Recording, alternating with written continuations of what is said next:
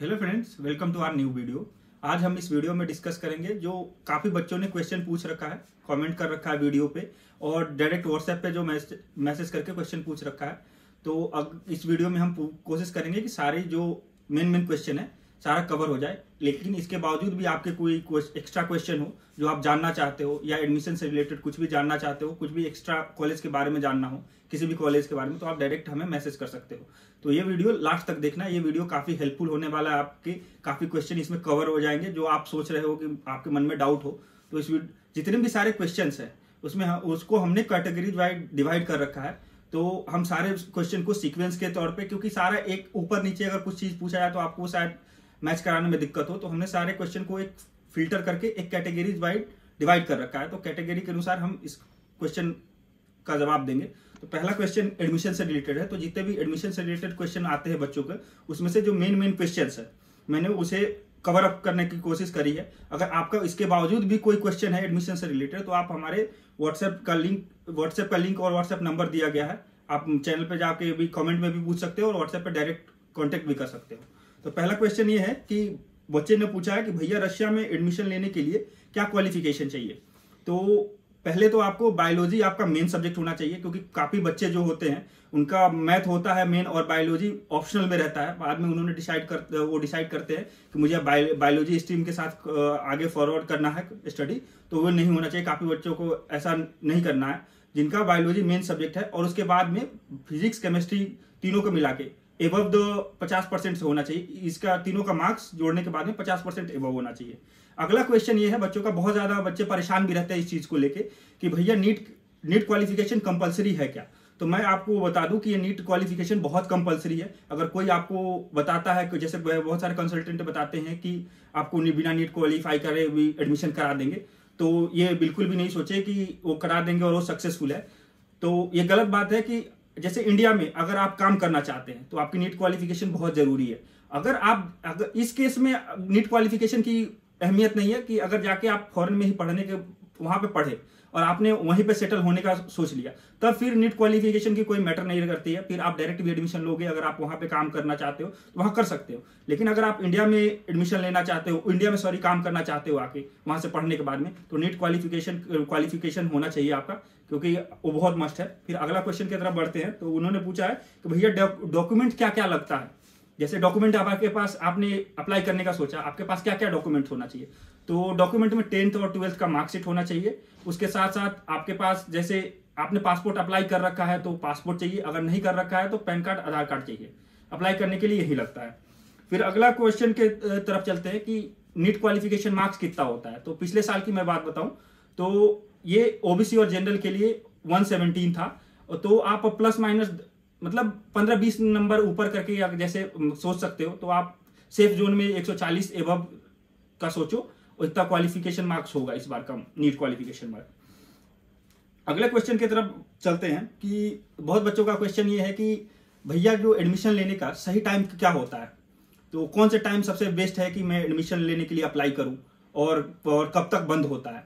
तो मैं आपको बता दूं कि एडमिशन लेने का सबसे बेस्ट टाइम होता है कि जब आप नीट का एग्जाम देने जाते हो, उससे पहले ही स्टार्ट हो जाता है, लगभग अप्रैल मई से स्टार्ट हो जाता है और ये चलता है लगभग अगस्त सितंबर तक। बहुत सारे कॉलेज का सीट जो लिमिटेड होने की वजह से जब आप वेट करते हो कि नीट का रिजल्ट आ जाएगा उसके बाद में मैं एडमिशन लूंगा, तब तक उनकी सीट फुल हो चुकी रहती है। तो इस केस में आप क्या करो कि जैसे आपने किसी भी कॉलेज में सोचा है कि अगर बाय द वे अगर मेरा एग्जाम नीट क्लियर नहीं कर पाता हूं, तो आपने सोचा है कि फॉरेन में जाके मैं इस कॉलेज में एडमिशन लूंगा, तो उसमें पहले ही अप्लाई कर दो। उसका खर्च ज्यादा पड़ता नहीं है, 5,000 से लेकर 10,000 के तक लगता है अप्लाई करने के लिए। अगर इन द केस आपका सिलेक्शन हो जाता है नीट में, तो 5-10 हजार में आपका कुछ ज्यादा बिगड़ेगा नहीं।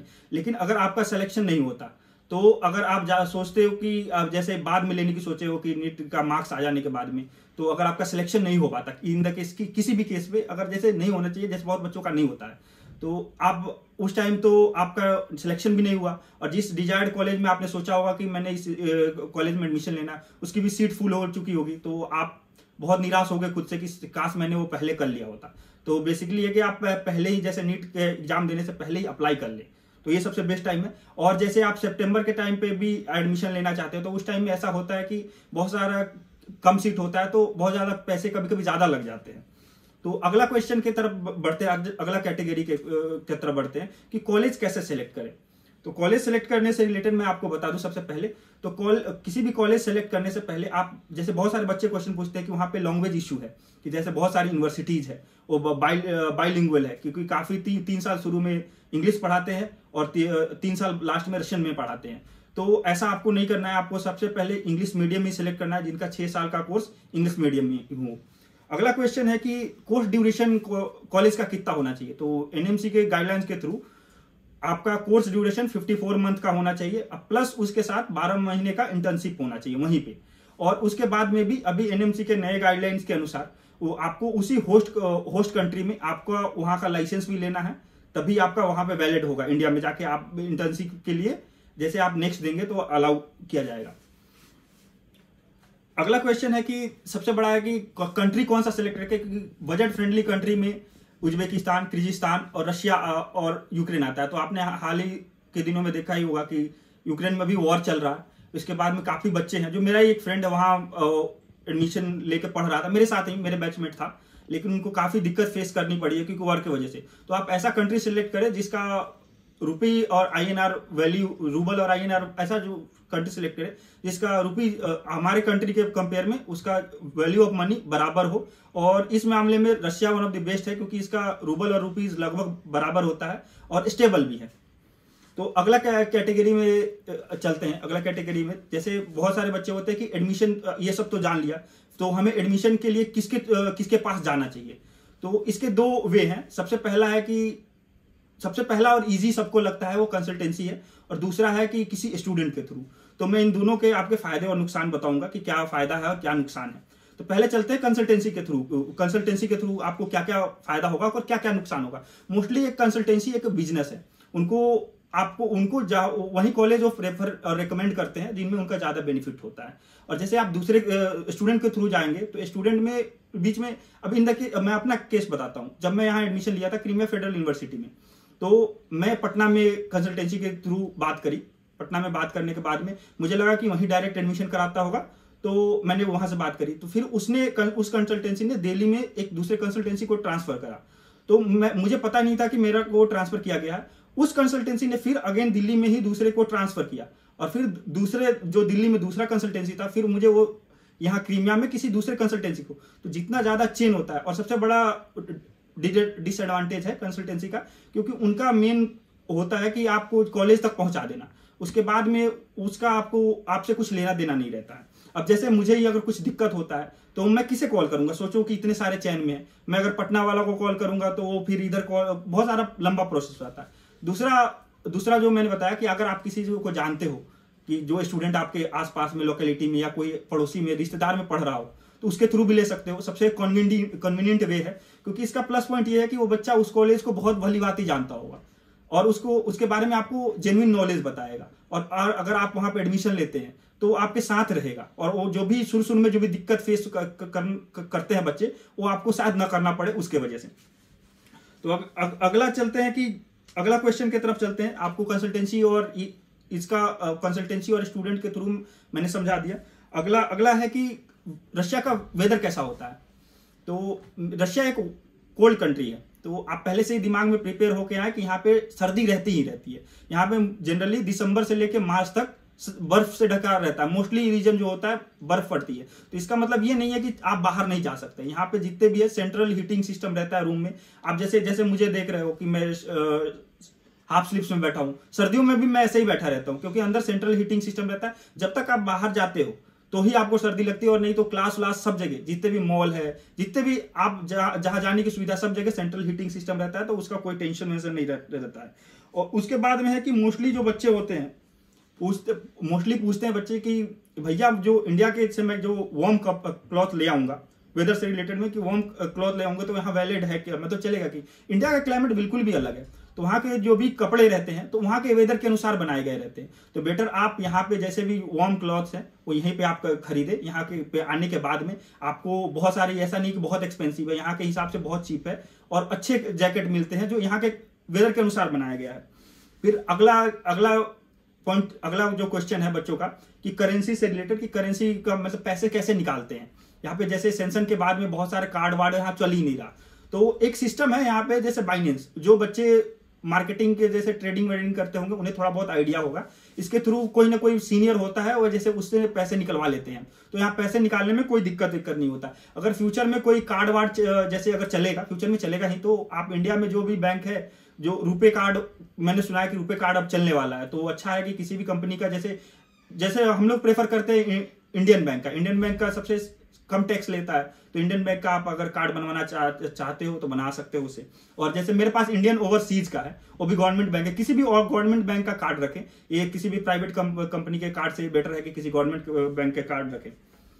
फिर अगला सेक्शन में चलते हैं कि काफी बच्चों का क्वेश्चन होता है, जैसे मेरे पे एक पूछा है कि भैया मंथली एक्सपेंस क्या होता है, मंथली एक्सपेंस वहां का खर्च क्या होता है। तो मैं बताऊं कि जैसे एवरेज यहाँ पे जैसे मंथली एक्सपेंस डिपेंड करता है कि आप खुद से कुकिंग कर रहे हो या किसी मेस में खा रहे हो। तो मेस का जनरली कॉस्ट पड़ता है अगर आप मेस में खाना खाते हो, क्योंकि बहुत सारे जो बच्चे होते हैं शुरू में उन्हें खाना बनाने नहीं आता, तो शुरू में मेस ज्वाइन करते हैं, तो मेस का कॉस्ट आता है $100 से लेके $120 तक। तो उसके बाद में भी अगर जैसे आप खाना का हो गया, तो आपके कुछ पर्सनल खर्च में उसमें आप जैसे 3-4 हज़ार रुपये एक्स्ट्रा जोड़ सकते हो, तो वो आपका शुरू में हो जाएगा। अगर आप खुद से खाना बनाएंगे तो 10 से 12 हज़ार के बीच में आपका हो जाएगा। और जैसे बहुत सारा जैसे बच्चे आते हैं वहां से, तो इंडियन बच्चे होते हैं, तो जनरली उनका बहुत बड़ा क्वेश्चन होता है कि भैया वेजिटेबल्स मिलते हैं कि नहीं यहाँ। तो मैं बताऊं यहाँ पे ऑलमोस्ट जो मोस्ट वेजिटेबल है ना, मोस्टली जो मिल जाते हैं यहाँ पे, कुछ गिने चुने जो वेजिटेबल है उन्हें मिलते, जो इंडिया में काफी बच्चे पसंद भी नहीं करते, तो वेजिटेबल्स लगभग मिल जाएगा। और थोड़े बहुत उनको दिक्कत होगी जब सर्दियों में होती है ना, तो उनकी वेराइटी कम हो जाती। तो अगर आप वेजिटेरियन है तो थोड़े बहुत आपको सर्दियों में थोड़ी बहुत वेराइटी की इशू आएगी, नहीं तो वेजिटेरियन सारा चीज मिल जाता है। मेरा खुद का दोस्त है जो वेजिटेरियन है और काफी दिनों से वो ऐसा नहीं है कि मैं नॉनवेज खाता हूँ, यहाँ पे नॉनवेज वालों के लिए थोड़ी राहत होती है, क्योंकि आपको नॉनवेज मिल जाता है, अंडा चिकन विकन ऐसा आप खा सकते हो, और उसके साथ साथ आप वेज भी ऑप्शन है। लेकिन वेज वालों का यही रहता है कि उनके पास वैरायटी होनी चाहिए, क्योंकि काफी दिन तक यहाँ पे जैसे कुछ चीजें हैं सर्दियों में एक्सपेंसिव हो जाती है, कॉलीफ्लावर ये सब है कि सर्दियों में महंगी हो जाती है। अभी गर्मियों में लगभग 60-70 रूबल पर केजी है, तो इतना चीप है, समझ लो कि इस टाइम अपने इंडिया में भी 60-70 रूबल में कॉलीफ्लावर नहीं मिलता।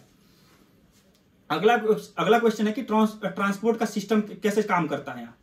तो ट्रांसपोर्ट में जैसे दिल्ली में जो लोग रहते हैं उनको, मैं दिल्ली का एग्जांपल देता हूँ, वहाँ पे भी बसेस चलती हैं। जैसे दिल्ली में मेट्रो भी है, यहाँ पे भी बहुत सारी सिटीज है जिनमें मेट्रो है, लेकिन जो सिटी में मैं रहता हूँ उसमें बसेस है। तो हर मिनट पे जैसे मेट्रो में बसेज मेट्रो आती है, वैसे यहाँ पे बस आता है। तो यहाँ पे 25 रूबल लगता है, किसी भी शहर में किसी भी कोने में जाए आपको 25 रूबल ही लगता है एक तरफ से जाने का।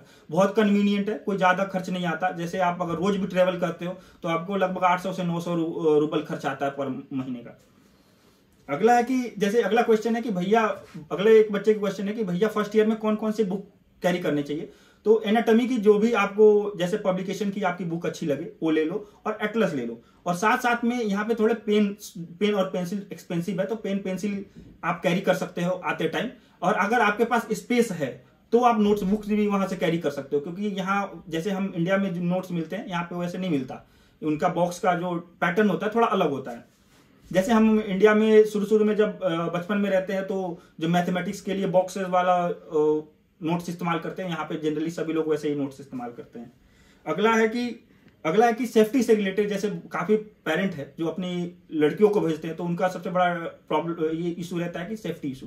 तो मैं आपको बता दूं, मोस्ट ऑफ द कॉलेज में उनकी जो हॉस्टल है वो लगभग आसपास में ही रहता है यूनिवर्सिटी के, और मेरी तो यूनिवर्सिटी के अंदर है। तो आप जैसे हॉस्टल में रहते हो तो बिना आईडी प्रूफ के किसी भी बच्चों को अलाउड नहीं किया जाता है यहाँ आना। किसी जैसे दूसरे हॉस्टल का ही बच्चा है तो दूसरे हॉस्टल में बिना आईडी प्रूफ का नहीं जा सकता। तो यहाँ पे सिक्योरिटी बहुत अच्छा है, ऐसा नहीं कि कोई भी अंदर घुस जाता है और बाहर जाए, ऐसा नहीं। सिक्योरिटी बहुत अच्छा लेवल पे यहाँ पे, तो लड़कियों को भी रहने में कोई दिक्कत नहीं होती यहाँ पे। अगला क्वेश्चन है कि हॉस्टल आप दिखाने की बात हुई, हॉस्टल भी मैंने एक वीडियो में दिखा रखा है।